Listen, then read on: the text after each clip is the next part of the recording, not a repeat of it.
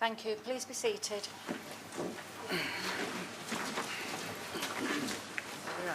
That's on the red.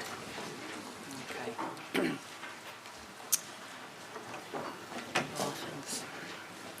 Before we start, I need to remind you of the usual housekeeping messages. There are no fire alarm tests planned for this evening, so if the alarm sounds, please leave the chamber by the nearest door, then follow the illuminated fire exit signs and assemble in the car park at the rear of the building. Also, would you please ensure that your phones are on silent mode? Thank you.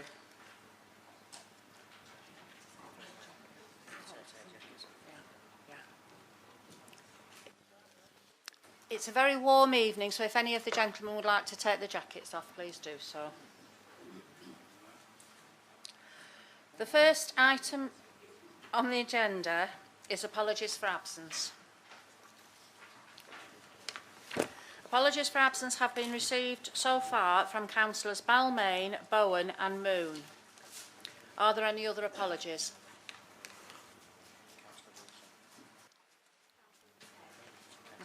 Okay. And Wilson, is there? Has it got Wilson? Okay. The next item on the... Oh, sorry. John Turner. Thank you. The next item on the agenda is confirmation of minutes. Can I please have a proposal that the minutes of the council meeting held on the 14th of June 2018 be approved as a correct record? I should like to propose those minutes, thank you Madam Mayor, but with one alteration. At questions on notice from councillors at 15, it's a factual error. It says at 3, Councillor Fail asked a question. He asked the question of Councillor Bridge. Underneath there it says Councillor Berry said in his reply. That should say Councillor Bridge. Thank you, Madam Mayor. Thank you. Is there a seconder for that proposal? I'll second that, Madam Mayor. Does anyone want to comment on the factual accuracy of the minutes or propose an amendment? Councillor Fail. Thank you, Madam Mayor. These minutes expose the absurd decisions taken in December 2016 and April 2018 by the Conservative group to reduce the level of minuting of questions to the Cabinet. On one hand, we have the executive reports from the Cabinet members containing a worthless one-liner saying they responded to questions from one or more councillors. Compare that to the level of minuting for questions on notice by councillors or the public, and it immediately highlights the inconsistent and laughable approach. It really does show the confused thinking employed by the Conservative group. Clearly, the right thing to do is reverse the damaging changes made by Wyre Conservatives to the Council's constitution. And until that happens, you should expect the Labour group to oppose this affront to open and transparent local government. Thank you.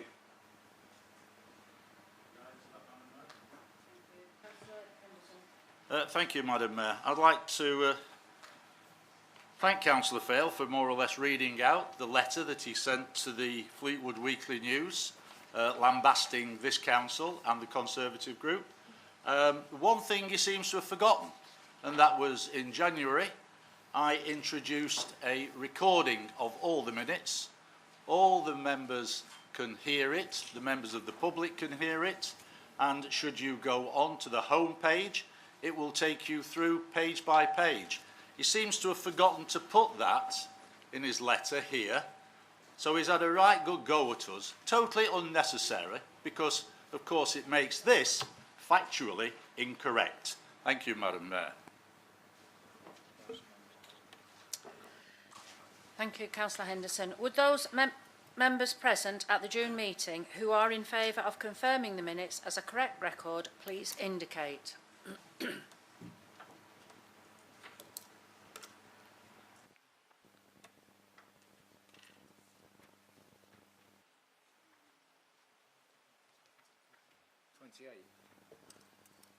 Those against?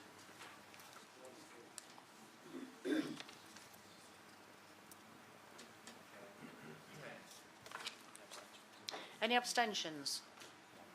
One. The two. Who's the two? Okay.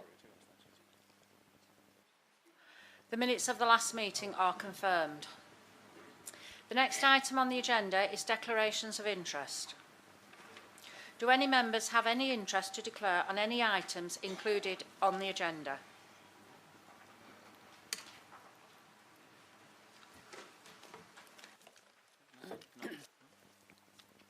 None? The next item is announcements. Right. Are you doing that first and then? Thank you, Madam Mayor. I've just got one matter to raise. Members will be aware later on in the agenda at item 11 there is a notice of motion. That a very, very similar worded notice of motion was discussed, I understand, at Lancashire County Council. It was discussed at length and there was a vote taken on that notice of motion.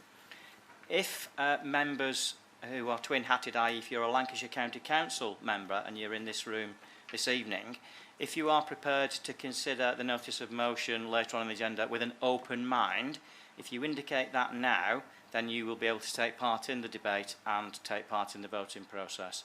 So if you were at that meeting and you are prepared to enter into any debate with an open mind, then can you please indicate now?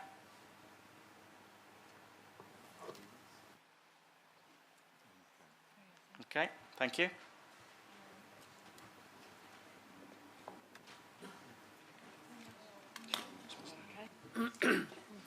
I have two announcements tonight. The first is that as one of our main fundraisers for the mayoral charity, the Mayoress and I have decided to do a parachute jump from 15,000 feet. This is the highest we can do.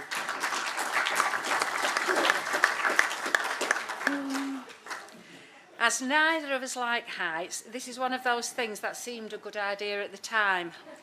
However, as it gets closer to reality, maybe not so good. Our sponsor form is on its way around the chamber and we would be very glad of your support on this. I'm very pleased to note, by the way, that the leader and chief exec have already pledged their support, so thank you for that. The Deputy Mayoress and Councillor Emma Anderton are also doing the parachute jump, and I'd also like to add that all sponsor money will go to the charity as we've obtained separate funding for the cost of the flights. My second announcement is that the Labour group have selected their deputy leader. And I'm pleased to tell you that this will be Councillor Emma Anderton, who I'm sure will form an effective leadership along with Councillor Fail. Thank you.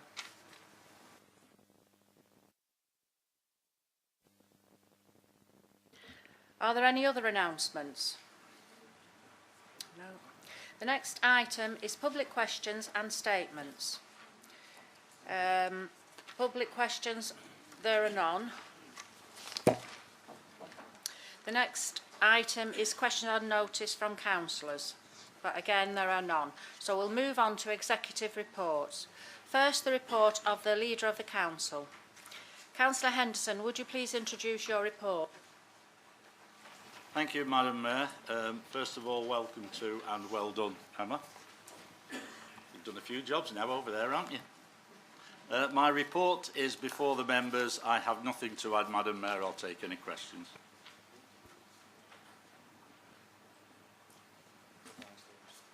Councillor Brian Stevenson. I'm obliged to you, Madam Mayor.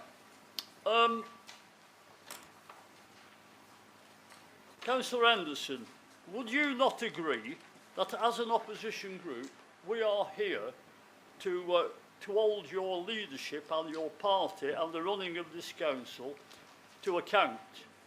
And we have to do it in the best possible way we can.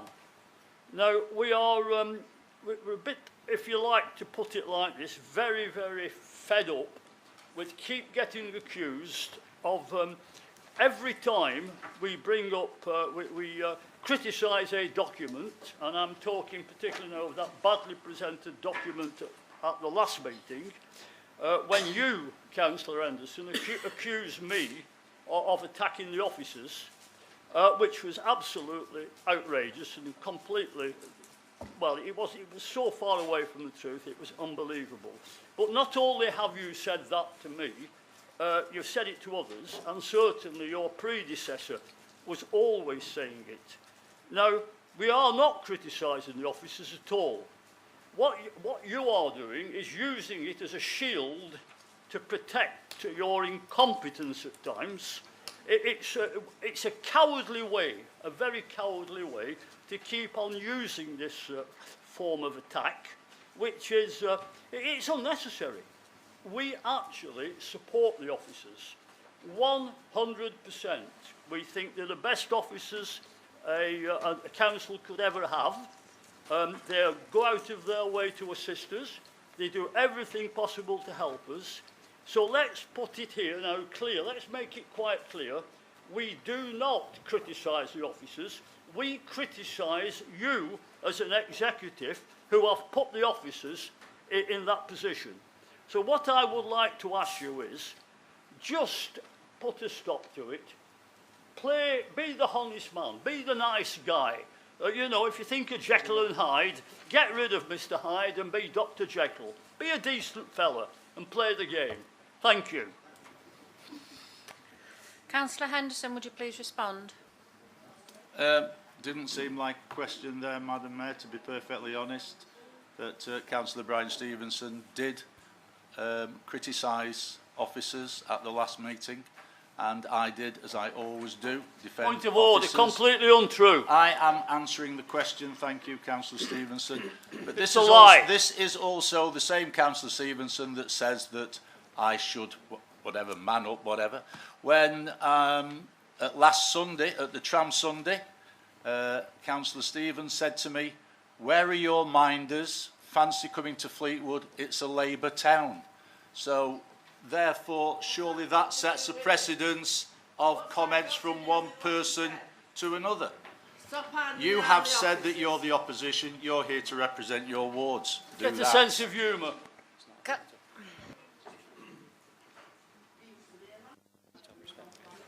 Can we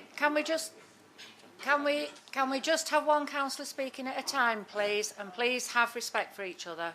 Thank you. Councillor Fail. Thank you, Madam Mayor. Can the leader confirm whether or not it is true that only one part-time planning enforcement officer has been in place since February? I ask this because with regard to Fleetwood Town's training facility, there are a number of outstanding planning enforcement issues. A travel plan has recently and very belatedly been produced, and 3.5 years after the application was passed, there are other issues unresolved, including the extremely important community use agreement, which still isn't in place. The planning department can't be expected to do their job without resources. So can the leader confirm if there are plans to improve the staffing levels in planning enforcement in order that planning violations are dealt with robustly and in a timely manner going forward? Councillor Henderson, would you please respond? Yes, certainly. I mean, that question actually should have gone to Councillor Michael Vincent, but you can put it to me and I'll answer it. We have, at the moment, one enforcement officer who is doing just enforcement work. We also have another enforcement officer that is looking at planning applications. We have also addressed the issue by appointing a new full-time enforcement officer that will be joining us in the near future. As to the questions that you've asked regarding Fleetwood Town Football Club, and they're not looking to their conditions, I have looked at that personally. I have spoken to Fleetwood Town Football Club personally about it. They know my feelings. They know they are getting on with making sure that the conditions are adhered to. So the answer to your question is we're going to get another member of staff. Any other questions? Thank you. That concludes the consideration of the Leader's report. We will now move on to the report of the Resources Portfolio Holder. Councillor Alan Vincent, would you please introduce your report? Thank you, Madam Mayor. The report's in front of councillors. I'll take any questions.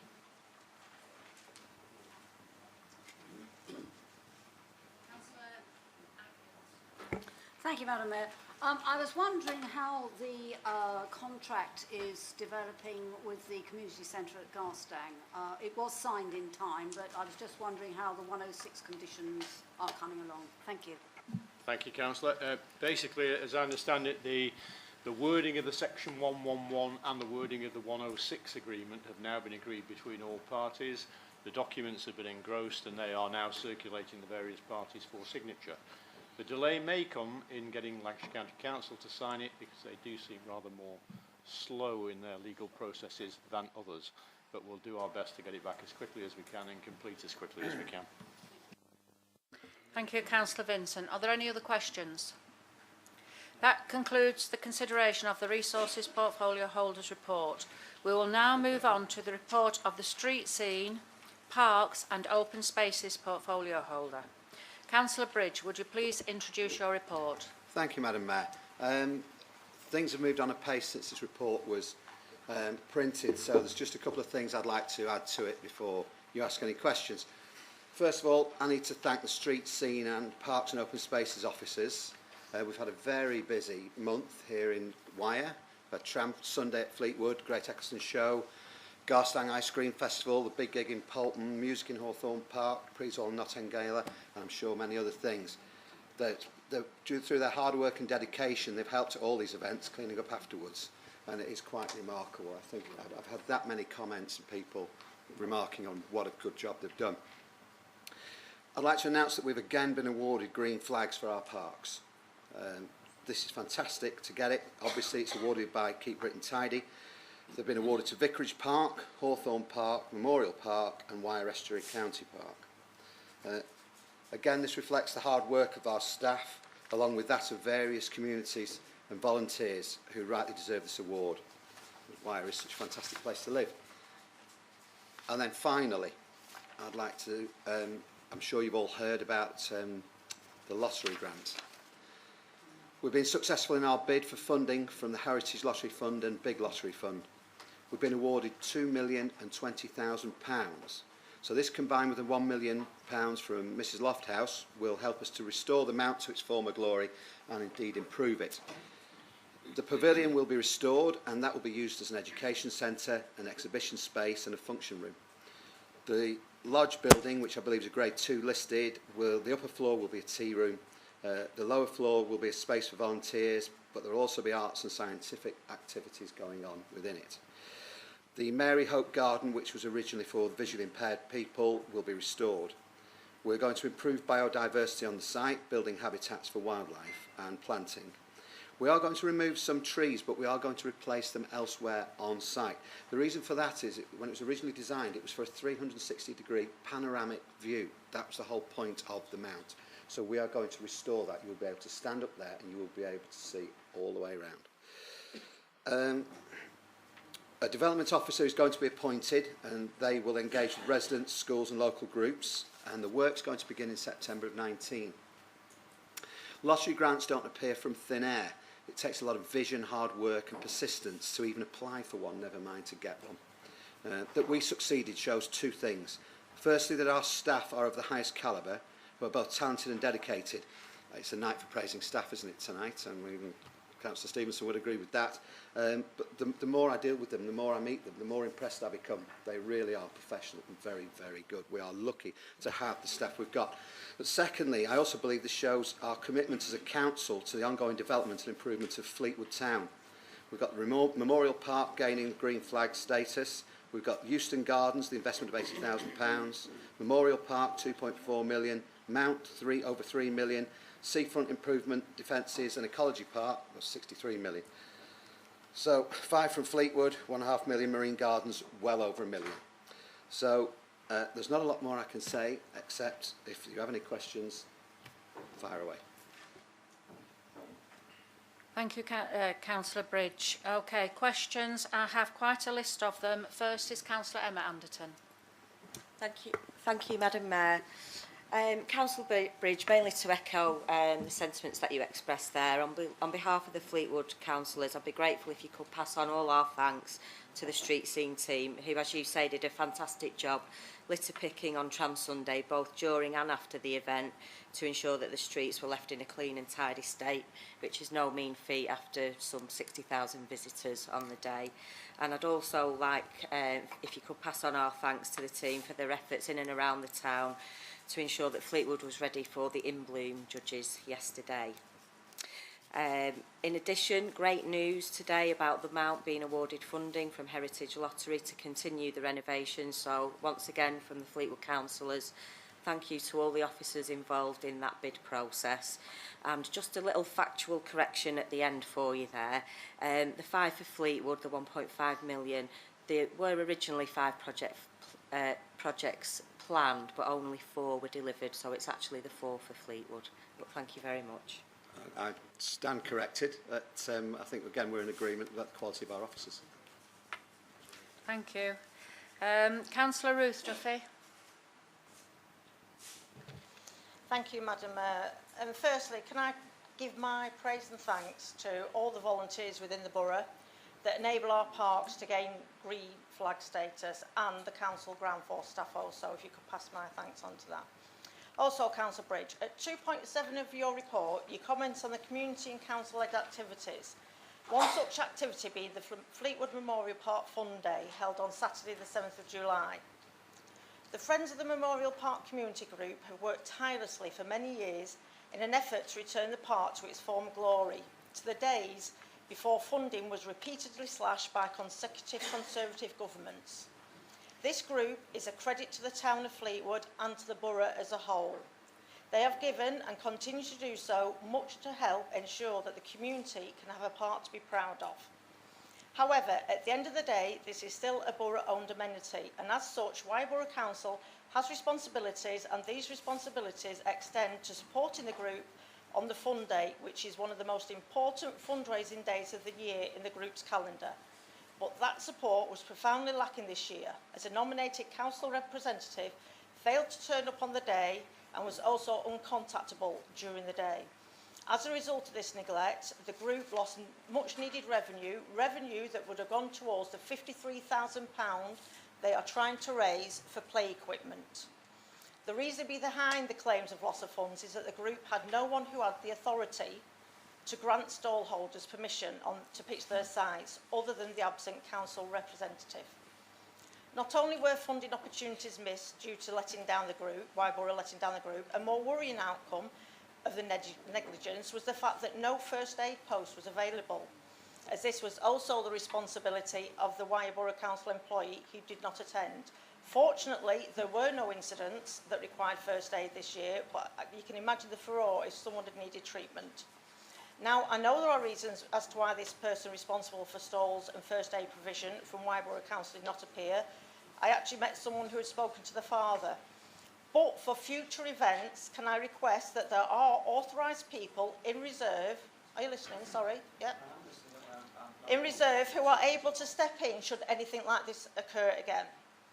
Due to this Tory government's reluctance to provide sufficient appropriate funding to this council for its community projects, it would seem that we are going to have to rely more and more on friends groups and volunteers in the future.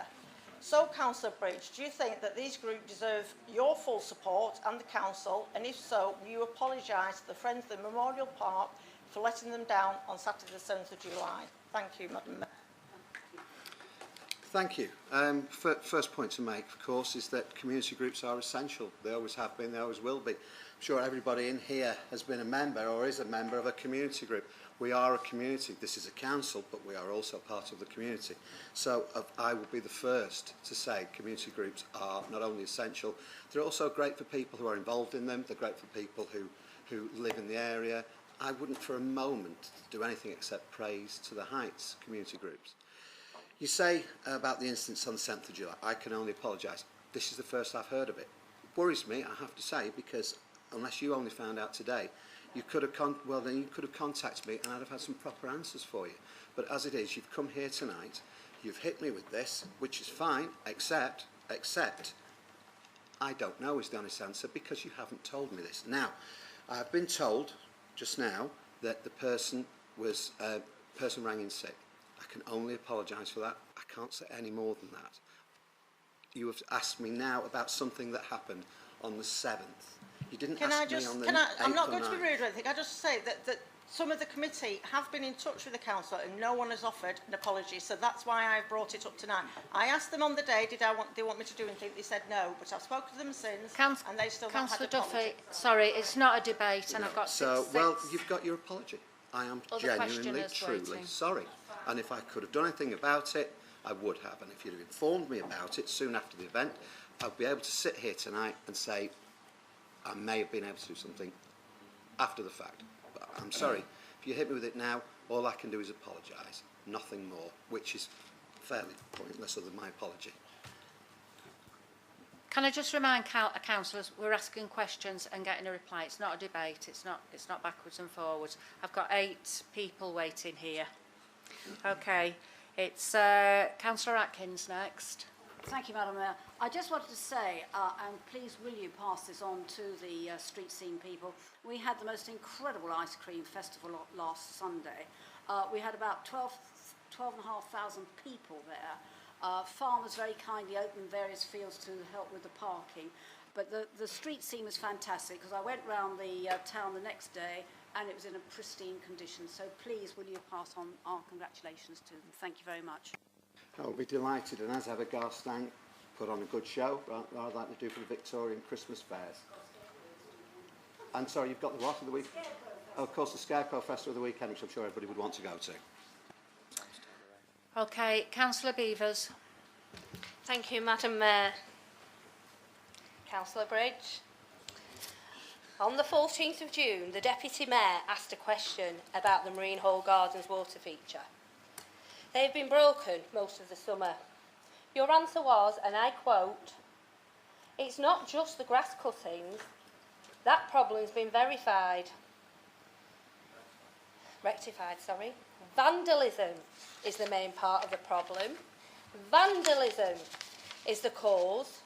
With the live tonight, we should be saying to our constituents, do you know where your children are? And what are they up to? Because vandalism is caused by children." Really? How do you talk? How dare you talk the children of Fleetwood down?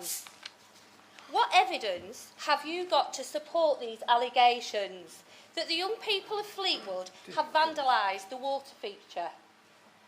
I regularly attend the monthly antisocial behaviour meetings at the Marine Hall. No report of vandalism has been reported in the Marine Hall Gardens this summer. Although damage to the roof has happened, there is no evidence to suggest that this was children because lead was removed, so it's probable that this was done for financial gains. Councillor Rayner asked the community police officer and the PCSO whether there had been any reports of vandalism at the Marine Hall Gardens in a public town council meeting last week, and was informed that there was not. So my question is, Councillor Bridge, where is your evidence? Did you decide to blame that rough lot from Fleetwood because in this chamber we are an easy target? I ask that you apologise to the people of Fleetwood for your unfounded accusation of vandalism when it is evident that the problem is because of grass cuttings, not vandalism. These water features are more broken than in working order and always have been.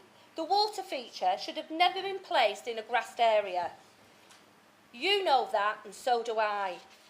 But it's easier to blame the people of Fleetwood than to remedy the problem. As a representative of the people of Fleetwood, are you listening, Councillor Bridge? I demand that you apologise to the young people of Fleetwood for your, in my opinion, untruthful statement about the reasons the Marine Hall water feature isn't working once again.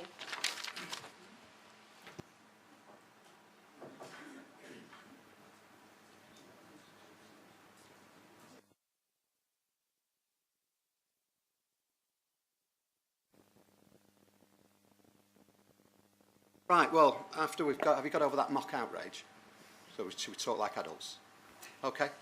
Right. Well, you've just accused me of being rude about the people of Fleetwood. I have never been rude about the people of Fleetwood. Why would I ever be rude about the people of Fleetwood? Take the chip off your shoulder. Right, so, first of all, I said generally vandalism is carried out by children. I can tell you it's nearly 30 years as a magistrate. That's a fact. Secondly, children move around. I didn't say the children of Fleetwood. We know, for instance, that there's vandalism occurring here in Poulton, caused by children who are not from Poulton. There's vandalism caused from Fleetwood by children who are not from there. So I didn't actually say people of Fleetwood. You try and twist it, you try and turn it. I'm sorry, but play your games elsewhere, because we're in this room to make Wyre a better place to be. And that's what I'm going to do. So keep plugging away, but really, believe you me, you're hitting a brick wall. Thank you, Councillor Bridge. I'm afraid that that's the 10 minutes for questions has been up. So apologies to Councillor Murphy, Evelyn Stevenson, Terry Lees and Brian Stevenson. Can I just remind councillors that if you can if there's a lot of questions, if you can keep your questions shorter, we might be able to get through them. Okay, that concludes the consideration of the report of Street Scene, Parks and Open Spaces portfolio holder. We will now move on to the report of the Planning and Economic Development portfolio holder. Councillor Michael Vincent, would you please introduce your report? Thank you, Madam Mayor. My report is before members, other than to say that members will have had sight of the interim inspector's report. You've all had the opportunity to read it, so I won't say any more than that at this stage. Thank you. Are there any questions or comments for Councillor Vincent? Councillor Fail? Thank you, Madam Mayor. In the leaders' questions, I highlighted that planning enforcement is under-resourced, and I've also highlighted that there is a backlog of enforcement cases. That backlog is extremely worrying. The examples I am aware of go back over many years. So can I ask that if it's not already in place, that a plan is put together to clear the backlog over a reasonable period of time, and that in future the council can be certain that planning violations are dealt with promptly and not left unresolved for over 3 years. And just in case there's any doubt, I see this as the elected member's responsibility to put right. Thank you. Councillor Vincent, would you please respond? Yep, no problem. Thank you, Madam Mayor. I take issue with the fact that he highlighted a backlog. He raised Fleetwood Town Football Club. Fleetwood Town Football Club is the only outstanding issue. We're doing a pretty good job. The new planning officer, as he has already been told tonight, is due to start very soon, I believe in the next 3 weeks. If hiring a full-time member of enforcement staff doesn't constitute a plan to deal with it, I don't know what does. Councillor Terry Lees. Madam Mayor. Yeah, thank you for that. Planning permission for the Thornton Fields development on Bowen Way was allowed on the basis that replacement open space was provided at pool foot. Use of the Bowen Way pitches may have been on an informal basis, but the pitches were unstable, usable by the public. Does the portfolio holder think it is appropriate that replacement pitches alongside Gamble Road have now been closed for over 2 years, denying families the simple pleasures that can and can he tell us when these fences will come down? On more formal matter, on a more formal matter, condition 12 of the plan for the Poolfoot development states that no part of the development shall be occupied or brought into use until the community use agreement has been approved. Yet here we are, 3.5 years on, and there is still no sign of a community use agreement. Does the portfolio holder agree with me that this is completely unacceptable, and can he provide an absolute deadline when this will be put in place for the good of the whole community? The portfolio holder said that it was a pretty good job at the Fleetwood Town Training Centre. tell that to the local residents who don't have any residential parking. It should be considered that for people living on Hay Street and the other adjoining streets, they should get, I would recommend that they get owner-occupiers parking spaces.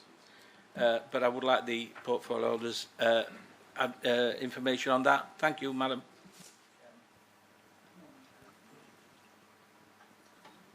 Thank you, Madam Mayor. Firstly, residents' parking is an issue for LCC. You need to raise that with your county councillor. We have no control over on-street parking. With regards to the fields, my understanding is that the fencing was put up because of antisocial behaviour with people on scooters. I better not say young people, but you know, they were. Well, I don't know where they were from, Councillor Beavers, but they were certainly causing antisocial behaviour and causing a nuisance, which meant that the fencing had to be put up. But again, my understanding is that the fields are accessible. I'd love the fencing to be able to come down, but the problem is, if it comes down, you get the antisocial behaviour again, and they're even more unusable than they are now.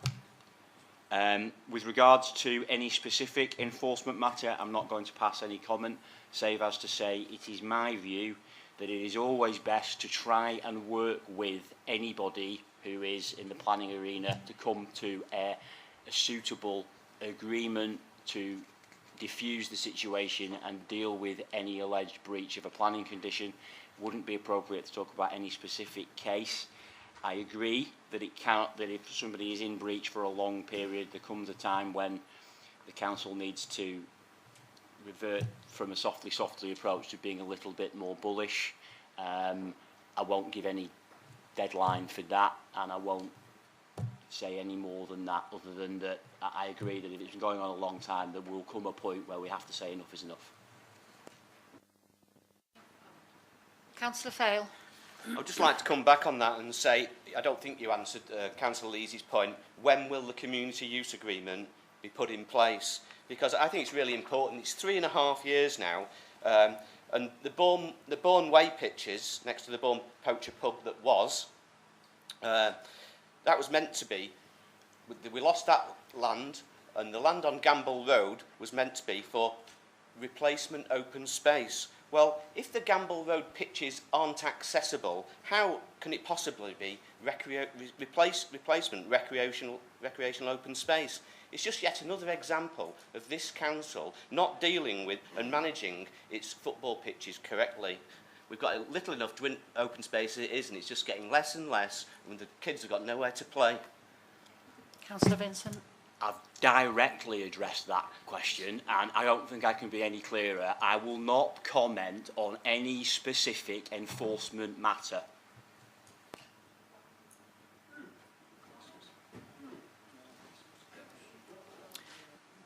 No more questions for Councillor Michael Vincent. That concludes the consideration of the Planning and Economic Development Portfolio Holders Report. We will now move on to the report of the Neighbourhood Services and Community Safety Portfolio Holder. Councillor Berry, would you please introduce your report? Thank you, Madam Mayor. My report is before members. I'll do my best to reply to any questions put to me.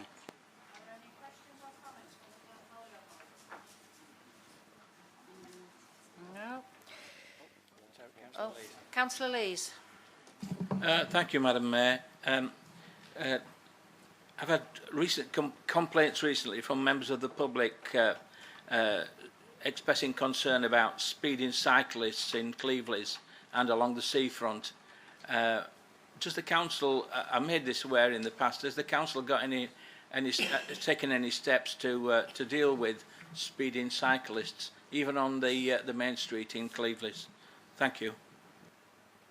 Councillor Berry. Well, on the streets, that is a subject that's outside our control. If it's on the streets, I would have thought they've got to comply with the general law on speeding and general care and attention. I would have thought we are certainly looking at our promenades throughout our boundaries, from the border with Blackpool right up to Fleetwood. When we laid out the new promenade at Rossall, we did have a discussion about what we should do about cycling, and it was felt, and we included in those discussions the the chair of Fleetwood Town Council, we didn't want to put a lot of white lines down on the new promenade. Now, I'm aware of the fact that a lot of cyclists are using the new promenade, and there may be issues about one or two who are being less than careful. So one of our officers is going to look at the whole question of the promenade area and cyclists and pedestrians, and we'll come up with some ideas. Obviously, I think one of the things that we will be doing is putting a bit more signage down. I'm aware of it's pretty tight for pedestrians and cyclists on this stretch from Five Bar Gate, especially to the Cove Cafe. So that's an area that is presenting concern. But we've got to bear in mind that it is a national cycleway, is the whole promenade. So we've got to work within the rules, but we'll try and come up with something that's fair to everyone concerned and makes it as safe as possible. Thank you, Councillor Berry. I don't want to get a conversation about it. However, the incident that I was mentioning on the main street outside the Trustees Bank was 6 senior citizens on cycles dodging members of the public. Thank you. Once again, can I just remind you, it's not a debate, it's question and answer. Are there any other questions for Councillor Berry? If not, that concludes the consideration of the Neighbourhood Services and Community Safety Portfolio Holders Report. The next report is from the Leisure, Health and Community Engagement Portfolio Holder. In the absence of Councillor Bowen, Councillor Henderson, would you please introduce the report? Yes, thank you, Madam Mayor. I'll introduce the report. I don't know if I could answer any questions, but any questions that are put forward will certainly receive a written answer. I'd just like to add one thing, and that it is at 3.1 Arts Event Spare Parts Tram Sunday.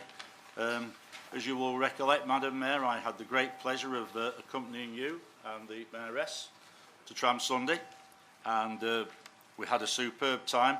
I received an email from the chairman of Fleetwood Festival of Transport, and he wanted me to publicly thank the staff at the Marine Hall, Fleetwood Market, our communications team here, and the events teams for all the help that they gave to make the day a resounding success.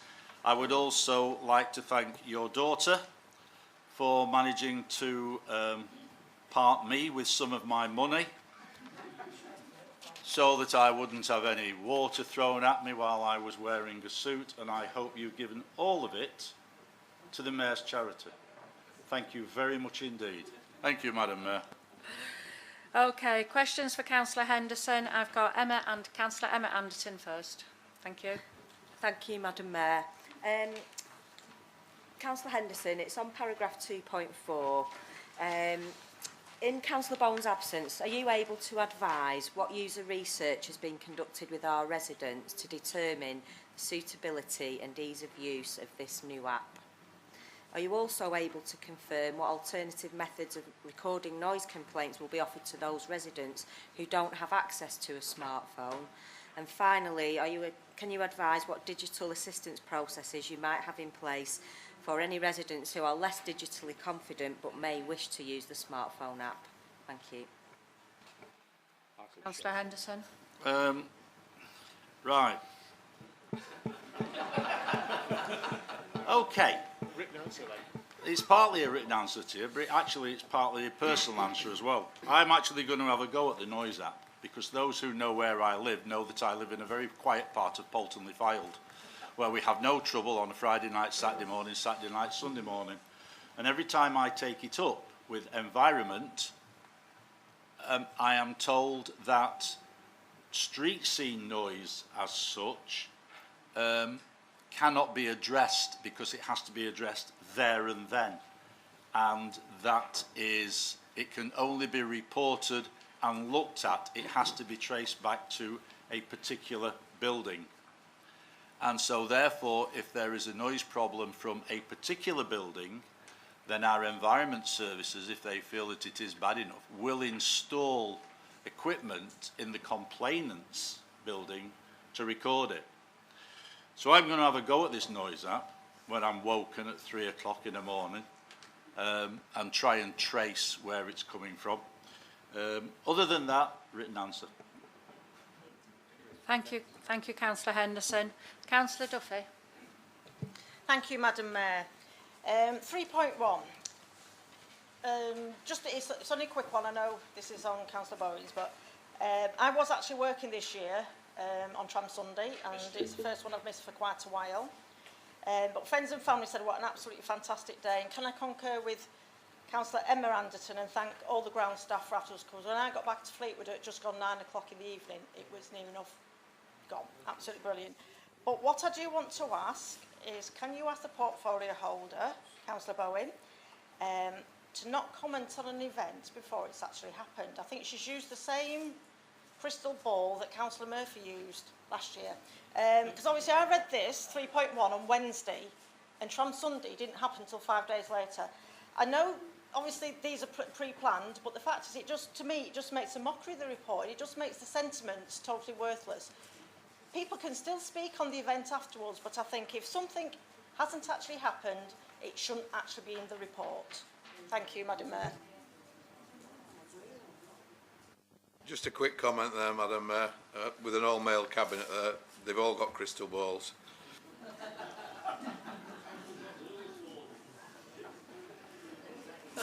Thank you for your comments, Councillor Duffy, but not thank you for your comments to the one that followed you on. Cheeky, long-haired person. We knew it was going to be good. That's why it was in there. But I take your point. Thank you. Thank you, Councillor Henderson. I've got Councillor Terry Lees next. Thank you, Madam Mayor. Throughout the Northwest, I've visited several towns over the last 12 weeks, and each time I get to Fleetwood, there's nothing on at the bandstand, no entertainment for the public, and I think for the last 12 weeks it's been just a sparse open field. The bandstands have been empty, and I just think it's such a crying shame, and I wonder if the portfolio, she's not here, but the portfolio holder would feel as I do, that it's such a shame that we can't entertain people visiting Fleetwood. I've seen it happen in other towns, and the actual the number of people that go to these events that are put on by the public. We could have had singing competitions at the Marine Hall, outside on the lawn. Just such a shame when you visit other towns and see thousands of people being entertained.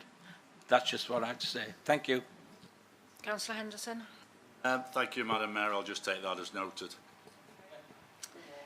That concludes the consideration of the Leisure, Health and Community Engagement Portfolio Holders Report, which is the last of the executive reports this evening.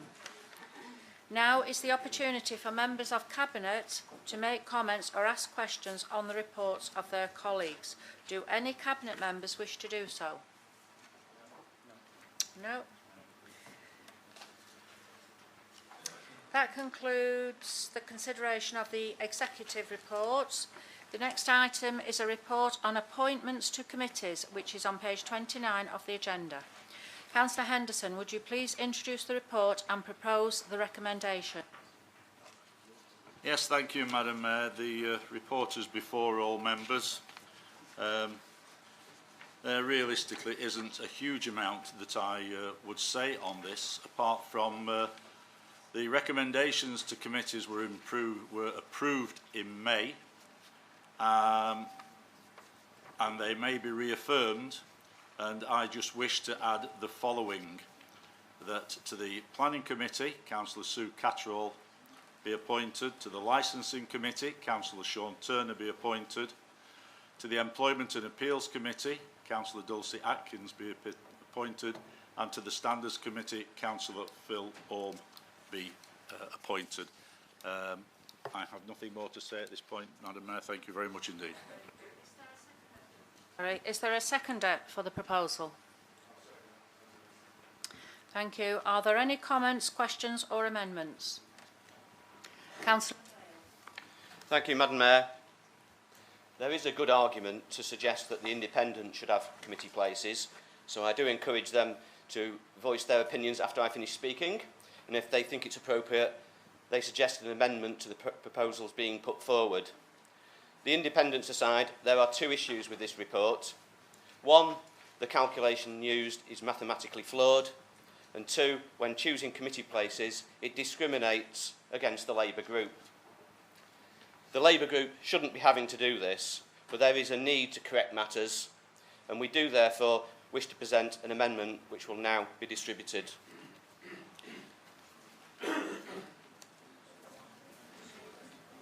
She's got some now.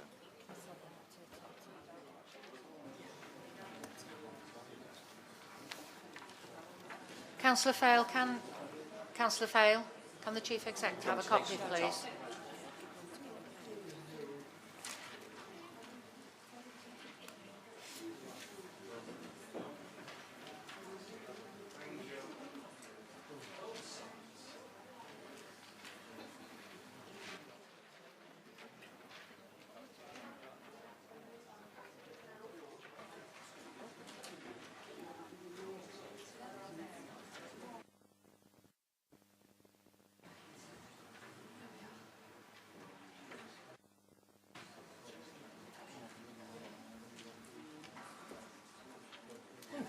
Okay, thank you.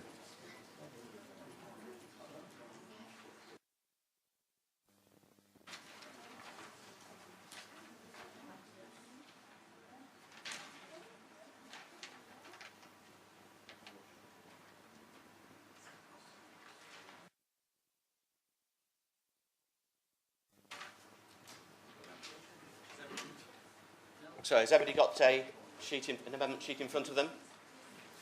Yeah. Okay, I'll take it through. I'll take you through it. So, do you need to be seconded first? No, you do. You second it later.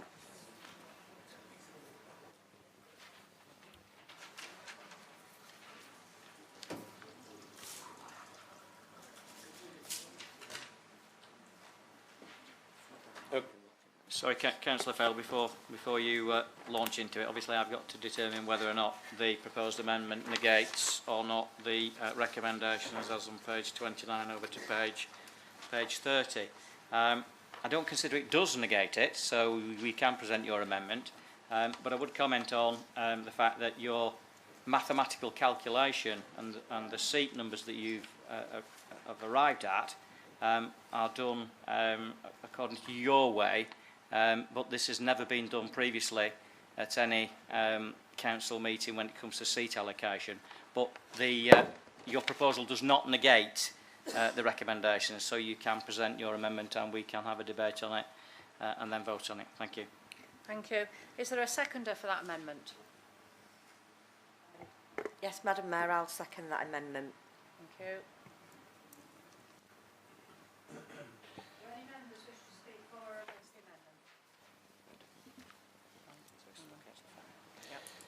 Thank you, Madam Mayor. In terms of the calculation, if you turn to page 33, paragraph 1,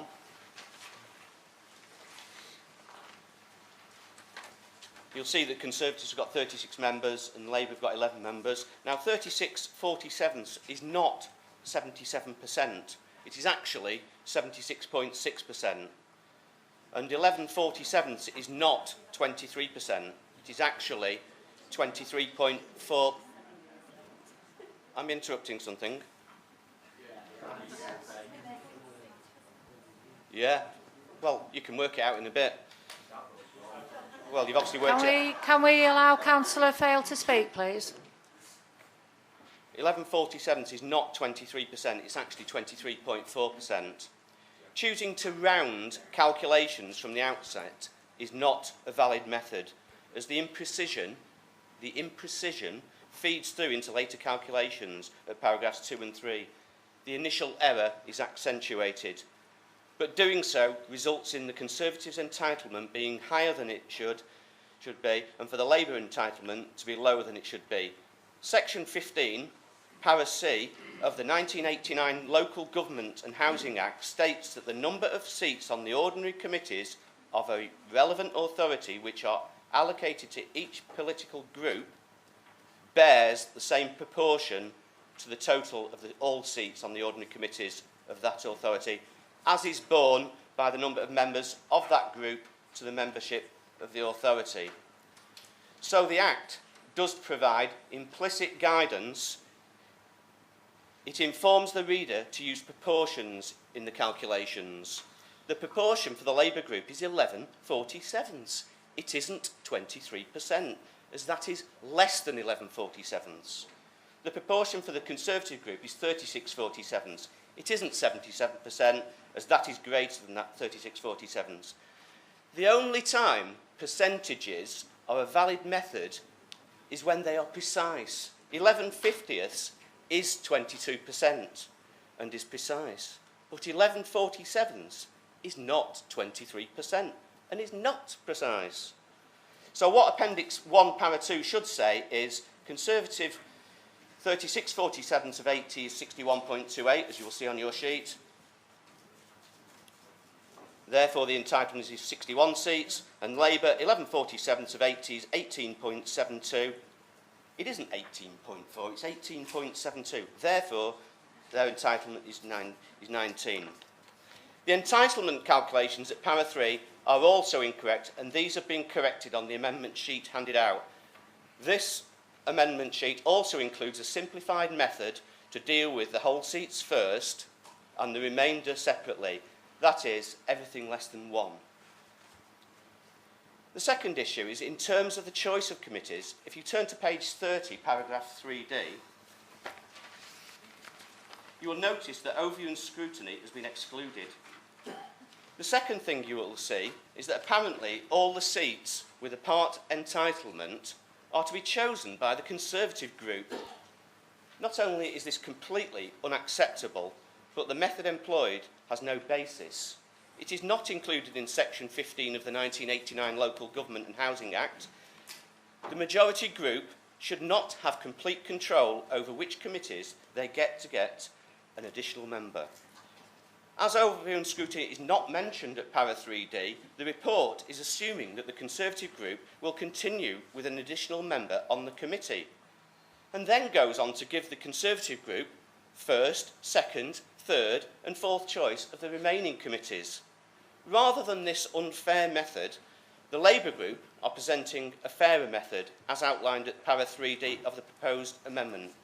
After dealing with the whole seats and the requirements for Labour to have a presence on the senior officers' appointments and the senior officers' disciplinary committee, the position is that the Conservatives have 4 unallocated seats and Labour have 2 unallocated seats. It is proposed that the party having the most unallocated seats chooses the committees until the shortfalls of each party are level. Once level, the other party has the next choice, with the following choices alternating between the parties, i.e. the choice of the 6 committees in the revised Para 3D will be as follows: first choice Conservative, second choice Conservative, third choice Labour, fourth choice Conservative, fifth choice Labour and sixth choice Conservative. The amendment is there for your consideration. Thank you. Thank you, Councillor Fail. Councillor Michael Vincent, would you respond, please? Thank you, Madam Mayor. I'm going to refer to a website aimed at children learning about maths called Maths is Fun. What is rounding? Example, 7.3 rounds to 7 because 7.3 is closer to 7 than 8. 7.5 rounds to 8 because it is closer to 8 than 7.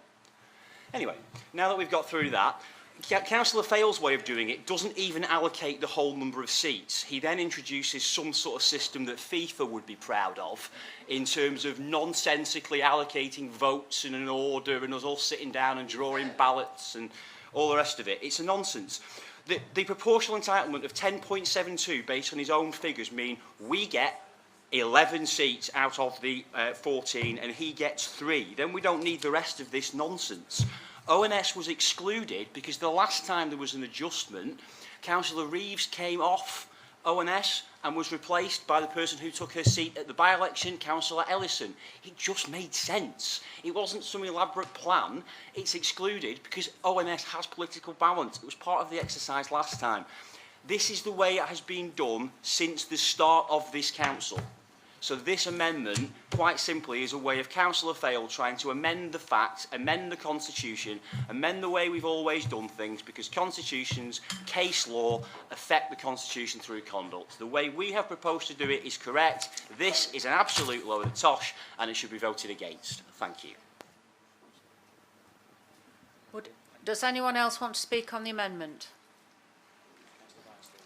Councillor Stevenson. Then. Well, thanks to you, Madam Mayor. I think Councillor Fale has explained this pretty well. You obviously need to read this. You need to consider it.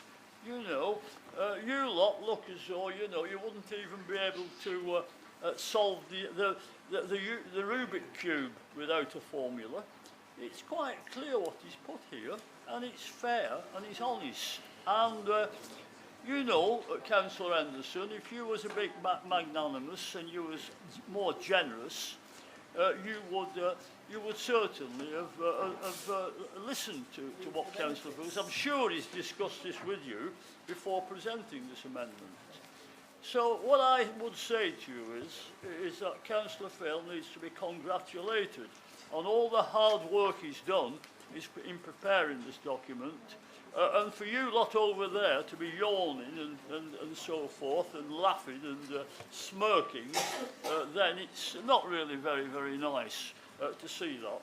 I think you should treat Councillor Fale's presentation with the respect it deserves. Thank you, Madam. Thank you, Councillor Stevenson. Councillor Henderson. Thank you, Madam Mayor. Right, well, I know that Councillor Fale has been in email contact quite a lot with the Chief Executive and also with Democratic Services.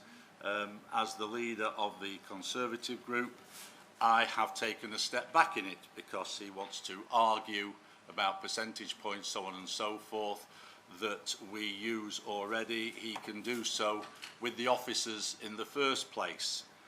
However, I contacted the previous leaders of the Conservative group who were here 1995 to 1999 when the Labour administration were in charge of Wyre, and I asked them then regarding the appointments to committees. The answer was very simple. We were in the minority, they were in the majority. We accepted the majority's decision and we just got on with the work in hand and then made it our job to get rid of that majority and that we would no longer be the minority. But we did not complain at all about the appointments to committees, and I feel that's how it should be now. We are the majority. We are the ones that will look at the committees first. Should you ever be the majority, we then will have to listen to you. But seeing as you are the leader of a diminishing group, I think that's going to be a bit difficult. Are there any other comments or questions on the amendment? Would the proposer of the amendment please respond to the debate? Thank you, Madam Mayor. As the number of seats given to Labour is less than the required proportion of 1147s, clearly there is no legal basis for the calculations or method of committee selection suggested. The calculations are based upon Labour having 10.81 members and the Conservatives 36.19 members. 10.81 over 47 is not the proportion, it's 11 over 47. 36.19 over 47 is not the proportion, it's 36 over 47. I could just imagine my maths book at school. If I presented the maths being employed, the teacher's comment would probably be lazy and imprecise, must try harder. If the report is consistent with previous reports, the method of calculation must also have been incorrect in those previous reports. Preferential treatment must have been given to the ruling group in determining committee places. There seems to be a suggestion that the flawed method has also been used in other authorities, but I have to say, once a process has been shown to be flawed, you change the process. You don't carry on with it. As the Labour group, all the Labour group want is for the calculations to be corrected and a fair committee selection process employed. But if the report is passed in its current state, it will result in Labour being underrepresented and the Conservatives being overrepresented on the committees. This would be in contravention of the Local Government and Housing Act 1989. Please support this very reasonable and fair-minded amendment. Thank you, Councillor Fail. We will now move to a vote on the amendment. Those in favour, please show. Madam Mayor, can we request a recorded vote, please? 4 people. It's not too late. It's not too late. We haven't had the vote yet. Okay.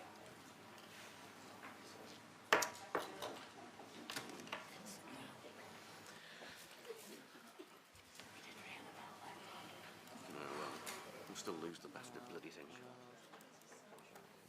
I've got another speech for the rest of it.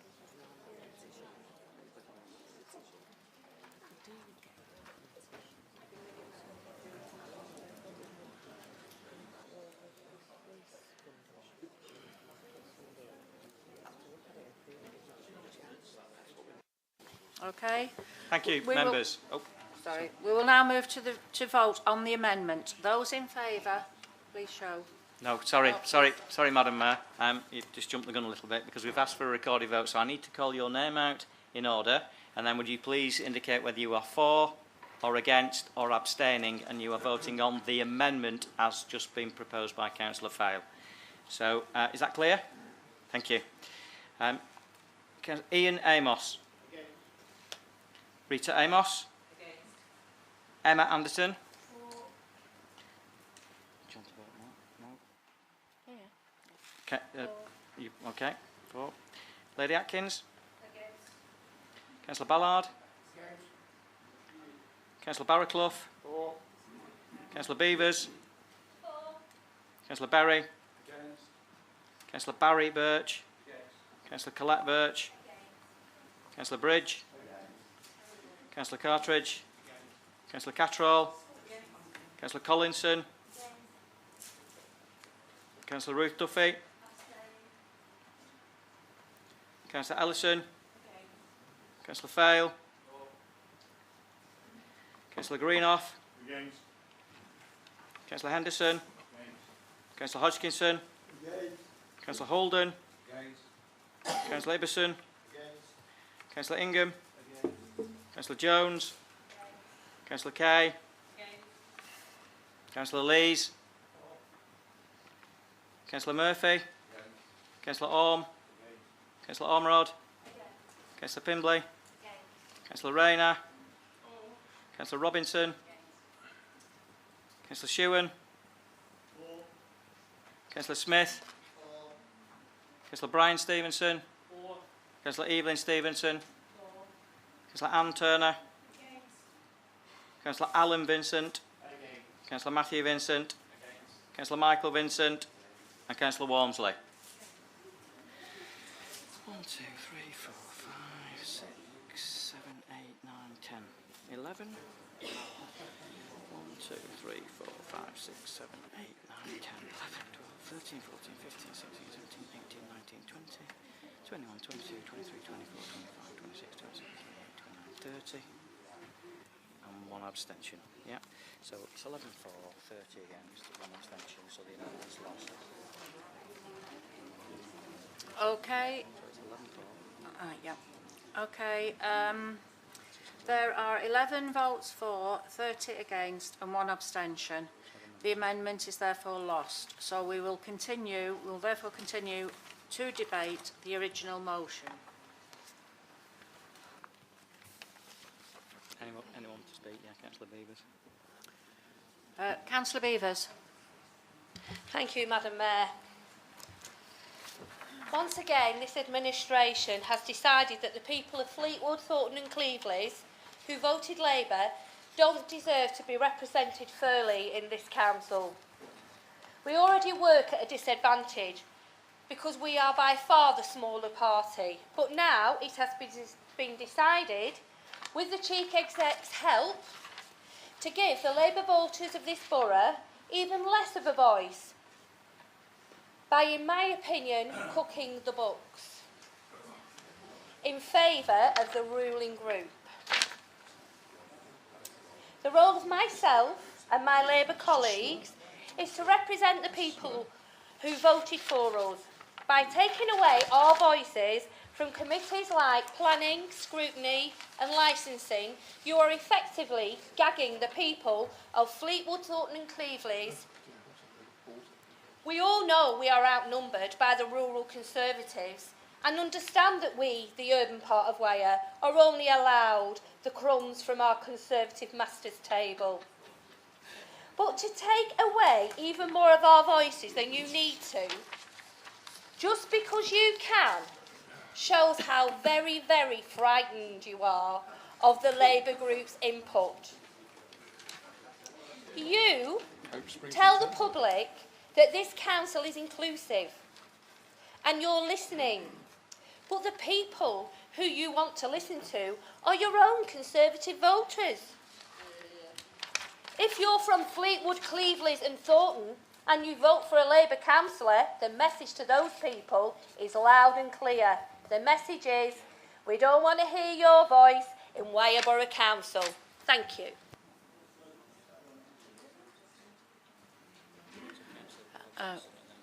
Councillor Hodgkin. Thank you, Madam Mayor. I'd just like to raise an objection on my part, and I'm sure many other people in this chamber, that Councillor Viva's insinuated that the Chief Executive is helping the Conservatives in some way other than helping the Labour. Thank you. Thank you. Councillor Alan Vincent. Thank you, Madam Mayor. She didn't insinuate, she made a direct attack on the Chief Executive, something which the Labour Party have been at pains this evening to say they never do. They quite clearly are saying that he's been biased.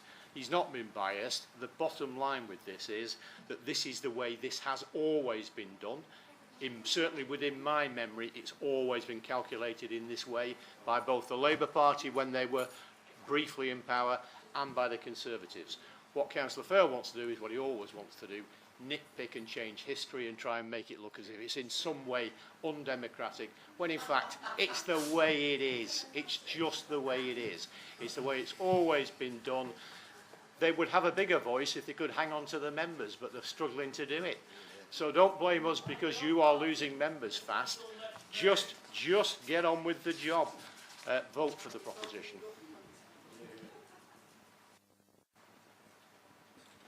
Councillor Fail. Thank you, Madam Mayor.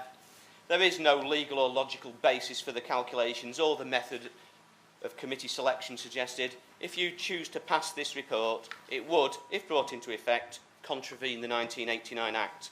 Use the fractions 11/47 and 36/47, and that ensures the proportions are as close as possible to the proportion in terms of the whole authority. However, use rounded percentages and you ensure that this is not the case. The recommendation at paragraph 3E, if taken to the letter, would in all likelihood result in Labour needlessly removing a member from both employment and appeals and standards. Due to the resignation from the group of councillors Ian and Ruth Duffy, Labour only has one member currently, and although 3.2C adds a place onto employment and appeals, 3.2E then suggests we take a place off again. It's clear this report needs reworking and re-presenting. You could do this at the next full council meeting, or you could adjourn and discuss matters to the content of all concerned, rather than imposing an illegal and invalid amendment to the committees. If the Conservative group votes for this undemocratic travesty, it will be yet another in a long line of bewildering decisions made by the Conservative group, with no thought for representation, no thought for residents, and no thought for common decency. To simplify things and help you determine how you should vote on this report, you need to consider 2 points. One, if you believe 10.81 equals 11 and that 36.19 equals 36, then vote for this report. If you believe having an overall majority gives the majority group the right to ignore the rules of natural fairness, then vote for this report.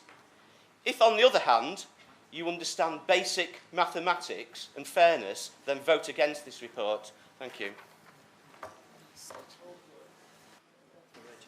Councillor Bridge. Thank you. Just a very quick one, Madam Mayor. I'm not going to take any lecture about common decency from a member of a party that's absolutely riven with anti-Semitism. This is twice this, and there's a formal complaint going in about this.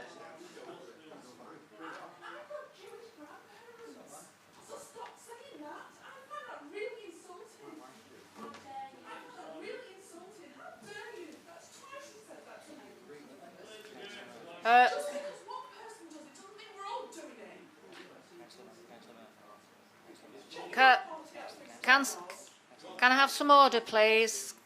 Can I have some order, please? Councillor Murphy, next to speak. Thank you. Thank you, Madam Mayor. It's just a comment on Councillor Beevers, really. She does a disservice to every councillor in this room, whether they're Labour or Conservative. You're elected onto this borough to represent all the people of the ward that you're on. I certainly don't put views forward for my ward, thinking that this is a Conservative area. You listen, you do what's best for the area. And she's making out that Fleetwood are missing out. She obviously wasn't listening when Councillor Bridge ran through the many millions of pounds that have been spent at Fleetwood over the last 4 or 5 years. You know, it's wrong. You should be there representing everybody. And whether you turn up for your committee meetings or not, I'd like to see the attendance sheet for some who don't go. Councillor Shewan. Thank you, Madam Mayor. There's no anti-Semitism whatsoever in the Labour Party at all. Hold on. The Palestinians are Semites. Come on. They are Semites. I'm sorry, Councillor Shewan. What we object to, Mrs. Mayor, is the fact that the Israeli government. Councillor Shewan, we're in the middle of a debate on the allocation of seats. Well, I'm just well, that's an argument for later. Okay. If you don't mind, please. Yeah. All right. Sit down. Okay. Councillor Shewan, thank you. But the fact is, these figures are Councillor Fale's figures are correct. They are logically sound, and they should be supported. Thank you, Councillor Shewan. But if Councillor Bridges can use this chamber to accuse Labour of anti-Semitism, can I not use the same Councillor chamber Shewan, to answer him, Mr. Councillor Shewan, thank you.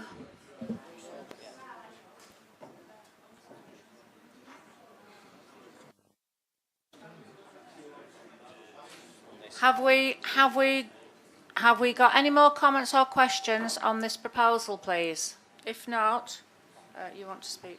Thank you, Madam Mayor. When the report was written, the report that you're considering now, we officers didn't know the names that were going to be put forward to the various committees. Hence the reason why there was a choice, and that in D leads to E. But however, Councillor Henderson has named 4 members to go on the various committees, and because he's done that, if when you go to the vote that's approved, you do not need to vote on E. E can be removed from the report because the report was written in advance where officers did not know the names of the officers to go on those committees, so it was a choice of 4 out of 5. Councillor Henderson has listed the 4, so now we are clear, so E can come out of the report if, when you go to the vote, the vote is to approve the recommendations. Thank you.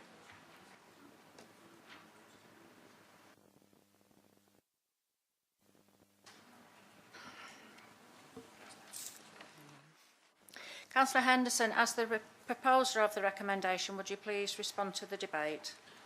Thank you, Madam Mayor. Yes, quite simply,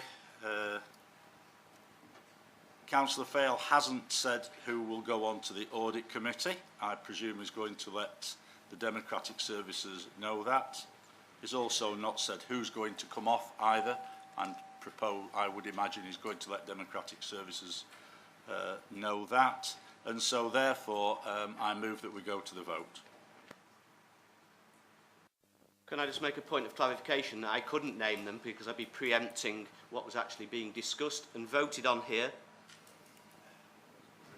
It's a full council decision, but so you can do it after the vote, and I would urge you to do that, because then we can make sure that the relevant people will be invited to the committee. Okay, well, I will, depending on how the vote goes, I will provide the names, but it'll be on the basis that we will be requesting an independent legal opinion on this. No, it doesn't. I'm sorry, it doesn't work like that. The full council have got the remit to vote on this recommendation. If the recommendation is approved, and if you do not provide the names of... Well, I'll provide them, I just told you. No, if you let me finish, if you do not provide the names who are going to come off, then actually, because then officers don't know the people that are going to remain on those committees, then actually you will not be able to send anyone to those committees, so you are disadvantaging your party by taking that stance. I'm giving you very clear advice. It's up to you whether you take that advice or not. I'm trying to assist and help you, even though I've been accused of other things. But that's entirely with you. It's not bullying at all. It's advice, so you're not prejudiced when it comes to seats and committees. Because don't forget, full council in the Constitution, you approve, as a full council, nominations to the various committees at the AGM. It's a full council decision when you have named councillors to those committees. I'd already said that I will provide the names, but we will be seeking independent legal advice Madam on Mayor, this. I've asked for this now to go to the vote, and once I've asked for it, it should go to the vote. Do we need to give you names now? After the vote. Okay. Would members please vote on the Can recommendation? we have a recorded vote, please? Are there... We're voting against this bloody There's only report, four, yeah? there's only 3 standing.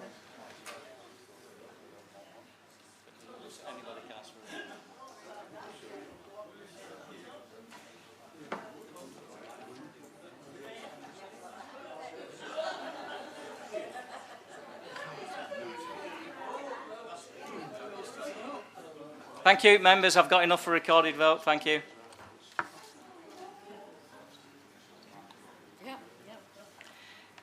So you're now voting for the recommendation in the agenda minus point E. Is that clear? Thank you. So when I call your name out, please will you say whether you're for the recommendations in the agenda? Ian Amos? Rita Amos? Emma Anderton? Marge Anderton? You can vote or you can not vote. It's up to you. Not vote. So you're abstaining, yeah. Lady Atkins? Councillor Ballard? Councillor Barraclough? Against. Councillor Beavers? Against. Councillor Berry? For. Councillor Barry Birch? For. Councillor Collette Birch? For. Councillor Bridge? For. Councillor Cartridge? For. Councillor Catterall? For. Councillor Collinson? For. Councillor Ruth Duffy? Councillor Ellison? For. Councillor Fail? Against. Councillor Greenough? For. Councillor Henderson? For. Councillor Hodgkinson? For. Councillor Holden? Okay. So I'll put him absent. Councillor Ibbison? For. Councillor Ingham? For. Councillor Jones? For. Councillor Kay? For. Councillor Lees? Councillor Murphy? For. Councillor Orme? For. Councillor Ormerod? For. Councillor Pimbley? For. Councillor Rayner? Against. Councillor Robinson? For. Councillor Shewan? Against. Councillor Smith? Against. Councillor Brian Stevenson? Against. Councillor Evelyn Stevenson? Against. Councillor Anne Turner? For. Councillor Alan Vincent? For. Councillor Matthew Vincent? For. Councillor Michael Vincent? For. And Councillor Walmsley. 1, 2, 3, 4, 6, 7, 8, 9, 10, 11, 12, 13, 14, 15, 16, 17, 18, 19, 20, 21, 22, 23, 24, 25, 26, 27, 28, 29. Because there's one passes, yeah. Against 1, 2, 3, 4, 5, 6, 7, 8, 9, 10. 10 against. And 1 abstention. So 29, two abstentions. Yeah. So 29. Okay, 29 everyone. for, 10 against. Yeah, got that. Okay, we have 2 abstentions, 29 for and 10 against. The recommendations are therefore approved. Councillor Fail, are you able to indicate now, please, which Labour councillors will no longer be a member of each of the 4 committees? Councillor Evelyn Stevenson will be coming off planning and will take a place on overview and scrutiny in place of Councillor Emma Anderton. Councillor Brian Stevenson will come off licensing and will go on to employment appeals, and I think that fills all the relevant committees then.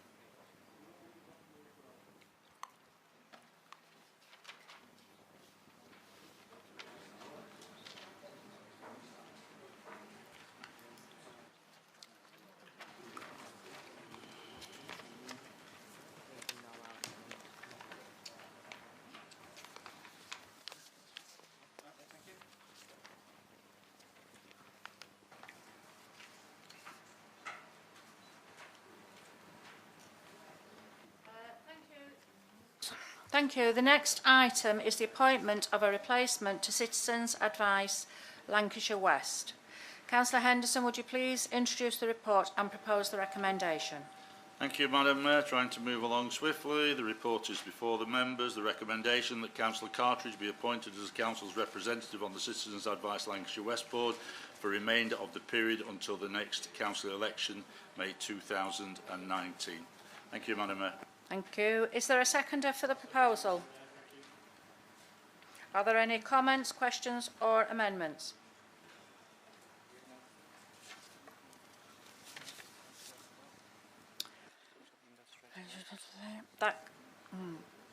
Would members please vote now on the recommendation that Councillor Cartridge be appointed as the Council's representative? Those in favour, please show.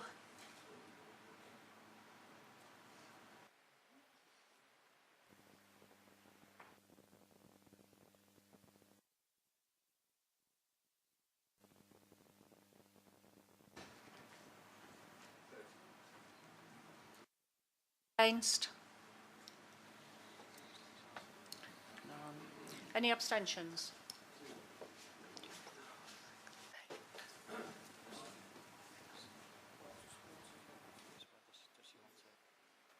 Are you voting, Councillor Rayner? No. No, that's 8. Thank you. The recommendation is approved. The next item is a report on social media policy for councillors. Councillor Henderson, would you please introduce the report and propose the Thank you, Madam Mayor. Again, the report is before members. This came before members on the meeting of December 2017. However, at that meeting it was agreed that a working group would look at the report then and bring back any alterations or any comments which are in the report. So therefore, I put the report before the members. Thank you, Madam Mayor. Thank you. Is there a seconder for the proposal? Councillor Vincent. Are there any comments, questions or amendments? Councillor Fail. Thank you, Madam Mayor. The policy is a lot better than it was. It has been tidied up and is more structured and readable. The contentious issue about posting positive and negative posts has been removed, but there remain issues around blurred identity, having the ability to criticise the council, and with people posting untrue comments on your Facebook page.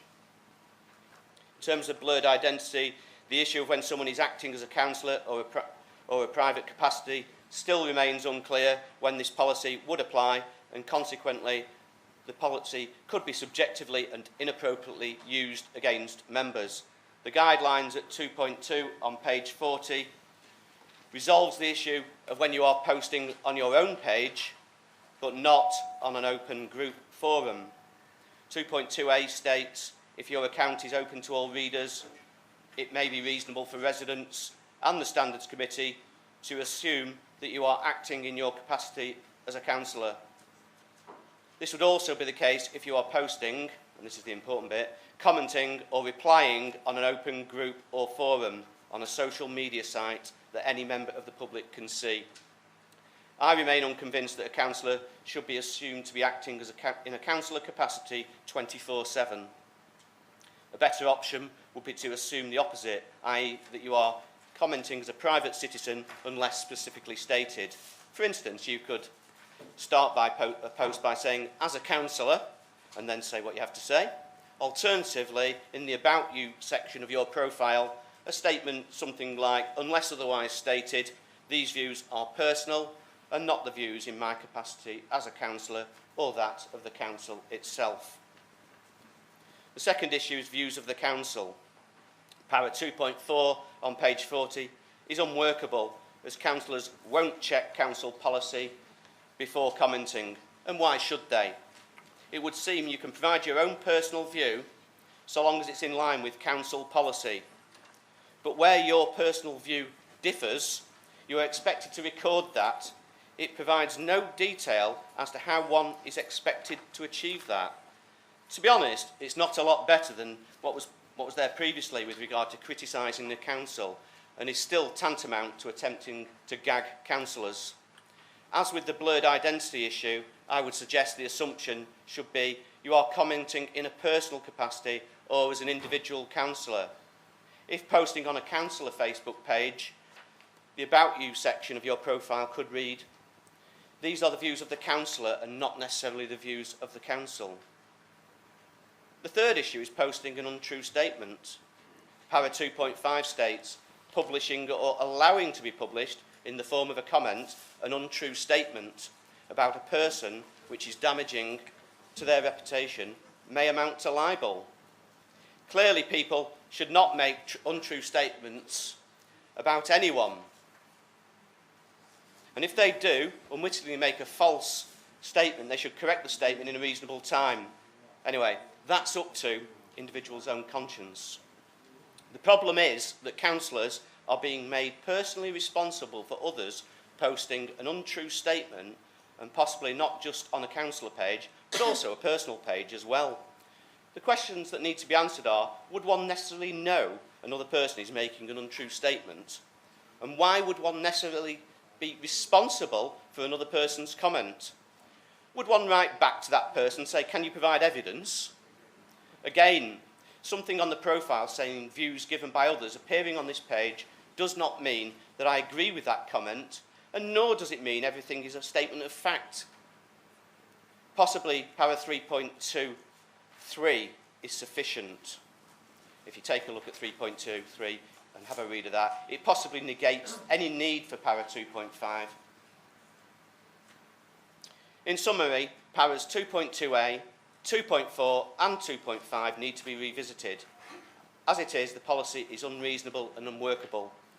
Freedom of speech is not seemingly at the heart of this policy. Until it is, we won't be supporting it. The Labour Group won't be putting forward an amendment. It is suggested that the policy is rejected and brought back to full council when it is in a more acceptable state. Thank you, Councillor Fail. Councillor Michael Vincent. Thank you, Madam Mayor. I think members need to just sort of take a step back from Councillor Fail's position, because it shows a lack of understanding of the way the Standards Committee and the standards system works. This essentially is a framework for how you should use social media. I mean, the very idea that blurred identity is capable of being defined in black and white terms makes a nonsense of it being a blurred identity. My personal Twitter account, for example, makes explicitly clear that they are my own views and it's a private account. It's quite easy to do that. I don't ever post comments about the council, and if I were to want to comment as a councillor, I would expressly put councillor and have a separate account for that. What will happen if a complaint is made, and this is not a rigid policy for how you are allowed to use social media, it's what standards will look to if a complaint is made about you and your use of social media. It's quite straightforward.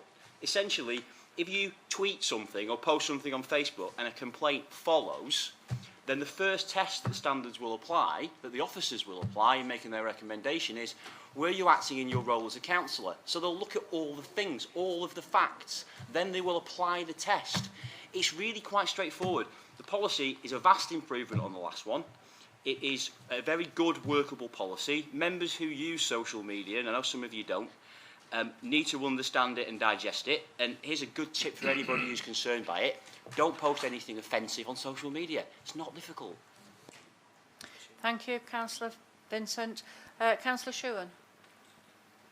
Did you not put your hand up? I don't think you did. No. I put it to Councillor. Yeah, Councillor Bridge then. We had this discussion in the committee, Councillor Vale, and I have to say that, as far as I'm concerned, I'm 24 hours a day. I'm a councillor. I'm walking around by my home and somebody says, excuse me, I've got a problem with this pavement. I don't say, oh, do you know what? It's a Sunday, I'm out with the kids. I'm not a councillor. If I'm in the pub having a beer and somebody comes up and says, I've got this problem with whatever, I don't say, oh, do you know what? I'm not acting as a councillor. Or when I'm having my tea outside just now and somebody comes up and says, I've got a problem with the bins in Fleetwood, I don't say, do you know what? I'm having my tea, I'm not a councillor. I am a councillor, therefore I am accountable for whatever I do, whenever I do it. Thank you. Councillor Jones. Thank you, Madam Mayor. I am a bit surprised at Councillor Fale's comments, considering he was Vice Chairman of the working group. Point of clarification, I voted against this report. I know, I just want to say, I know you had issues with it, but, you know, you did raise them, and this is a working policy. We did get the solicitor in, and she did say it would be a case by case, and they would look at it. There hasn't been a case yet that's been brought. There has to be a test case, whether you are a councillor or acting as yourself. I mean, unless you're going to be posting things on social media that's derogatory or wrong, you've nothing to worry about. So it will go to standards. Each case will be looked at individually. So I think this policy is just a basic working ground, and I think you should support it. Councillor Rayner. Thank you, Madam Mayor. Just a point, when I was part of the working group, and we were told in the meetings, we had a discussion, and we were told that whether you've got a private Twitter account and a council Twitter account, it doesn't matter. What you put on your private account will be looked at as if you are a councillor, whether it says on there you're a councillor or not. So we were told you are a councillor 24 hours a day, so whatever you put on your social media, whether it's your personal account or your council account, doesn't matter. You are looked on as a councillor. It's subjective, isn't it?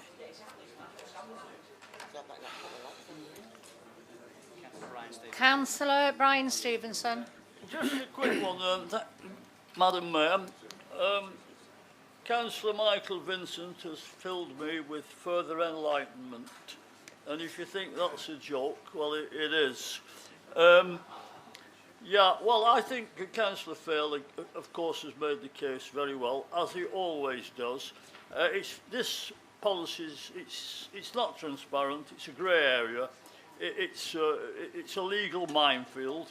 You could drive a coach and horses through it. Well, and I think anybody, any political party or any councillor will have a job really sorting it out, what it really means in his own mind. I don't think it's unfair just to ask for it to go back, to have another, to be looked at again, and then to come back here and present the final document. And I think that we would accept that it would be the final document, providing further discussion is given to it. Thank you. Thank you. Councillor Ellison. Thank you, Madam Mayor. There is always going to be a grey area regarding what your profile is. I mean, in the working group, we did look at several different policies, and it was similar wording regarding when you are and when you're not a councillor on all of them. That there isn't anything, I think, that clears that up. Even in the GDPR training that we had last month, he said the same thing about data, you know, and that it's a blurred identity we have as councillors. There just isn't anything that's going to define that very well, unfortunately. Okay, thank you. Councillor Henderson, as the proposer of the recommendation, would you please respond to the debate? Yes, thank you, Madam Mayor. When this first came to council, councillors were not happy with it. That was fair enough.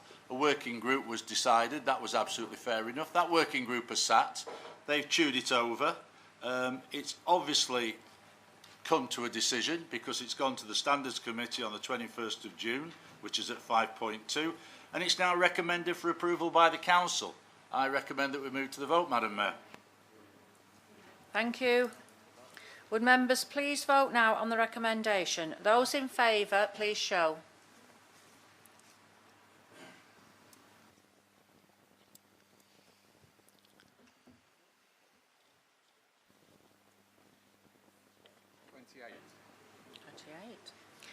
Those against?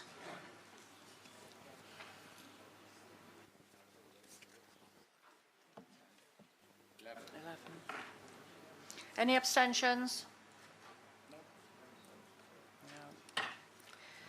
The policy is approved. The next item is a notice of motion.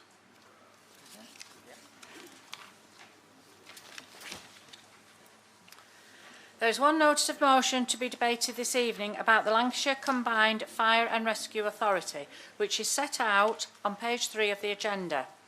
Would one of the signatories to the motion please propose it? You have a maximum of 5 minutes to do so. Thank you, Madam Mayor. I shall be pleased to propose this notice of motion regarding the Lancashire Combined Fire and Rescue Authority. This was brought about by the Policing and Crime Act 2017. In the 2010 to 2015 Parliament, the previous government implemented a series of reforms. In May 2015, the government was elected with a manifesto commitment to finish the job of police reform. Part 1 places a duty on police, fire and rescue and ambulance services to collaborate. That's the basics. I have attended 3 meetings. One was the Lancashire District Leaders meeting, where the Crime Commissioner was invited to come along and to speak. He spoke 80% of the time regarding policing and its downfalls and woe and such forth, and spoke about 20% of the time about the fire service. I must point out now that the Lancashire District Leaders is dominated by Labour members. When the Crime Commissioner had finished doing his presentation, I asked him, I made a statement, and the statement was, "It sounds to me like you're robbing Peter to pay Paul. It sounds as though you want the reserves of a very well-run fire service to prop up the police." Didn't get too much chance of an answer of that, because then the rest of the leaders all wanted to know why he had proposed this without any consultation at all. I suggested to the chairman that the Crime Commissioner should not have been there. He shouldn't have presented it on his own. We should have been given a presentation with the Fire Authority as well, which everybody agreed to. That same day we moved to County Hall for a Shadow Combined Authority meeting, where the Commissioner was then to give the same presentation. Again, I reiterated to everybody sitting there that this should not be allowed, because it was just one person giving their views. And they agreed and said that at the next meeting the Fire Authority would be allowed to come along and to make their views known as well.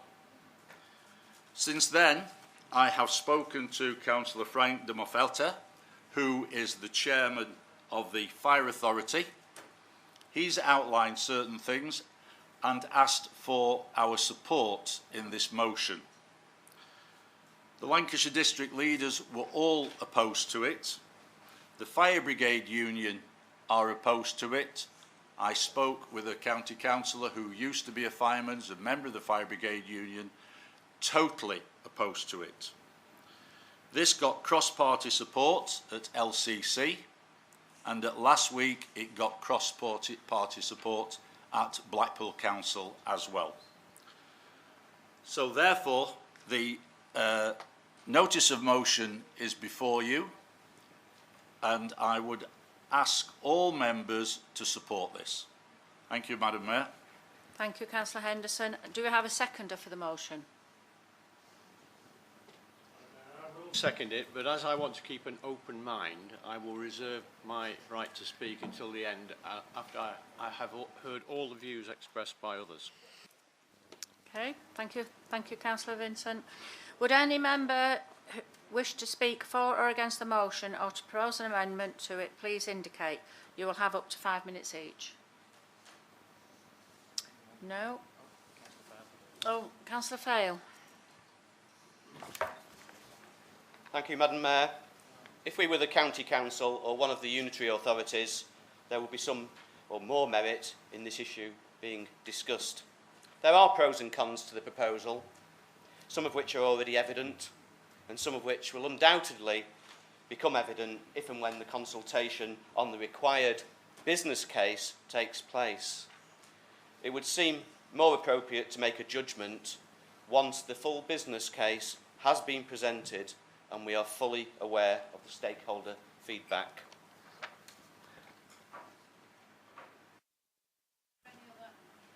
If there is to be no further debate, then I ought to say something, I think, because obviously I haven't been swayed from my original views on it. Basically, at the County Hall vote, it was pointed out by both sides of the chamber that Lancashire Fire Authority is the only four-star fire authority in the UK, and that it has been that for quite some time. It was also pointed out that they were regularly found to be outstanding when they were inspected.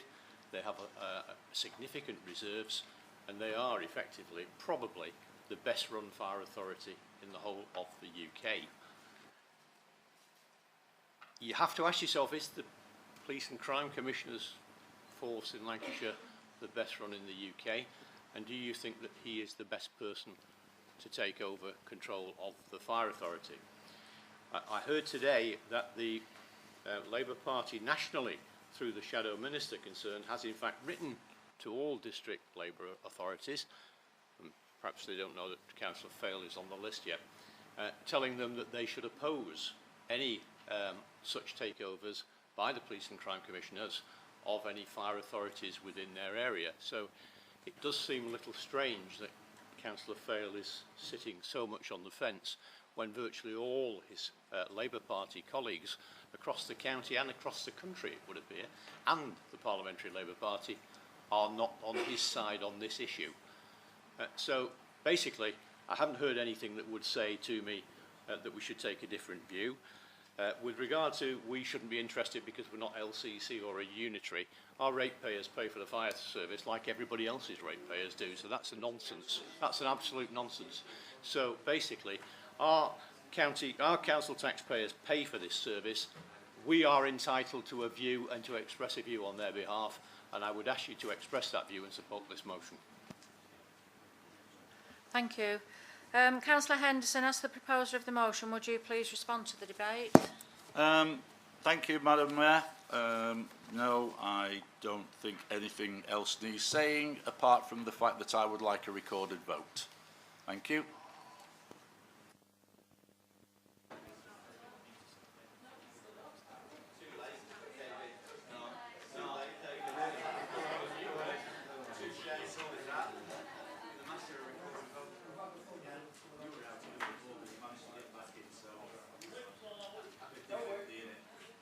Well, members, you're well used to this tonight in terms of a recorded vote. So, as with the previous ones, when I read your name out, would you say whether you are for supporting the notice of motion, against, or whether you are abstaining?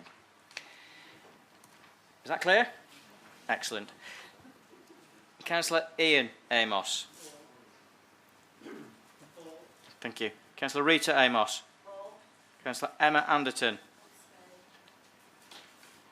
Councillor Miles abstaining. Councillor Lady Atkins. Councillor Ballard. Councillor Barraclough. Councillor Beavers. Councillor Berry. Councillor Barry Birch. Councillor Colette Birch. Councillor Bridge. Councillor Cartridge. Councillor Catterall. She's gone. Okay, we'll cross her off the list. Councillor Collinson. Councillor Ruth Duffy. Councillor Ellison. Councillor Fail. Councillor Greenoff. Councillor Henderson. Councillor Hodgkinson. Councillor Ibbison. Councillor Ingham. Councillor Jones. Councillor Kay. Councillor Lees. Councillor Murphy. Councillor Orme. Councillor Ormerod. Councillor Pimbley. Councillor Rayner. Councillor Robinson. Councillor Shewan. Councillor Smith. Councillor Brian Stevenson. Councillor Evelyn Stevenson. Councillor Anne Turner. Councillor Alan Vincent. Councillor Matthew Vincent.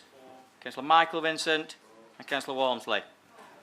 Thank you. 1, 2, 3, 4, 5, 6, 7, 8, 9, 10, 11, 12, 13, 14, 15, 16, 17, 18, 19, 29 for and 11 abstentions. 11 abstentions. Absolutely, yeah. 9 against, so 29 for, 11 abstentions. So the motion's carried.